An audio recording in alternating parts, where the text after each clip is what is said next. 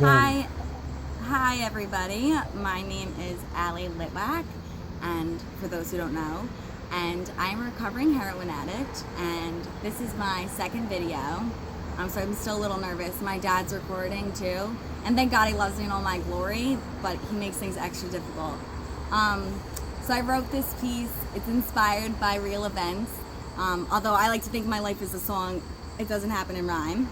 And I wanted to write a piece that shows how difficult it is for someone in active addiction to be able to comprehend someone else's struggle who's already on the other side. If they haven't seen that person in the dark depths of their active addiction, they kind of, us addicts, we like to think we have the monopoly on pain and that nobody can understand the way we feel, nobody had it as bad as us, and that sort of, closed-minded mentality. But so here's a little story piece that I wrote to go along with that. 9 a.m. Monday morning, and I'm already filled with aggravation. I'm running late, and I gotta make a transfer at the 59th Street station. Boom, doors open, and due to a minor complication, I'll be arriving extra late to my destination.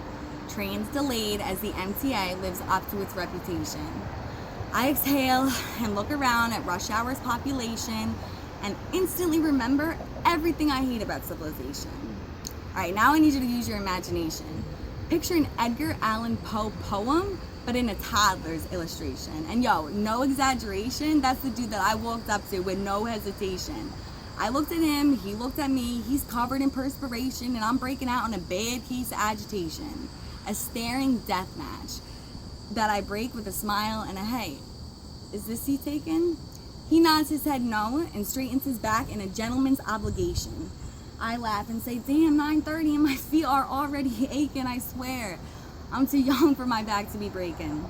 He replied, I feel you, and made a quick generalization and put me in that stuck up white bitch classification. A couple minutes of silence and I strike up conversation out of mere desperation for some sort of stimulation. Excuse me, and forgive me if I'm mistaken, and I'm really not trying to start a confrontation, but one look in your eyes and I could tell that your soul's been taken. He looked at me perplexed as hell, but brimming with fascination. He waves his hands and hits me with, yo girl, I ain't looking for no salvation, and I damn sure don't need some sort of character assassination. I said, hon, I ain't hating. I just figured for the duration that we're stuck at this location, we can make the most of our situation. Now he's mad, looking me up and down, making a thorough examination. He tells me he's filled with frustration and he don't need some dumb bitch's recommendation. I'm still smiling as I say, sweetheart, you need to work on your mental stabilization. My words came with no accusation, and in fact, the entire initiation of this whole communication was based off my own identification. Then he asked me where the hell I got off, making an implication that based off a minor observation that he and I could ever have some sort of affiliation. Ha! Well, good morning, and thank you for your participation. First off, I want you to know that neither your closed-minded implications nor your tactics of intimidation based solely on my appearance of sophistication will have any effect on my personal characterization. And just for your information, not too long ago did I live my life in degradation.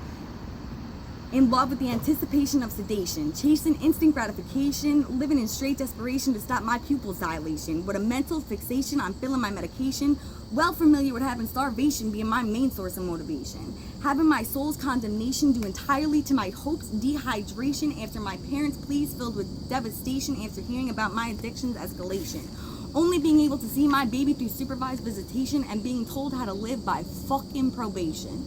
And on the rare occasion that I begin to feel some sort of liberation, Satan's temptation would fill my every vibration. With her ever so convincing persuasion that I could somehow be happy with moderation, leading me to a life of incarceration, seeking elevation, only to be encaged by my own limitations. So what the fuck? Do you think you're some sort of junkie innovation? Or that you're an addict's addicted mutation? The only soul destined for damnation? Or is it that you're the president of the Junkie and Crackhead Federation? Fuck that, I'm making my own declaration. Sending out invitations to crash a party of isolation.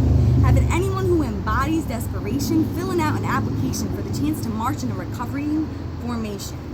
Bing, here's my train.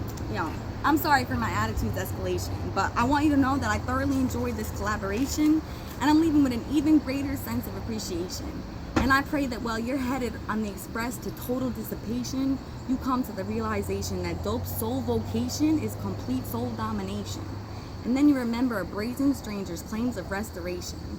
So either uptown or downtown, just give it consideration, but without too much hesitation before you reach your expiration.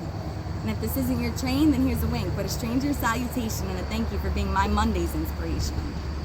Drop the mic.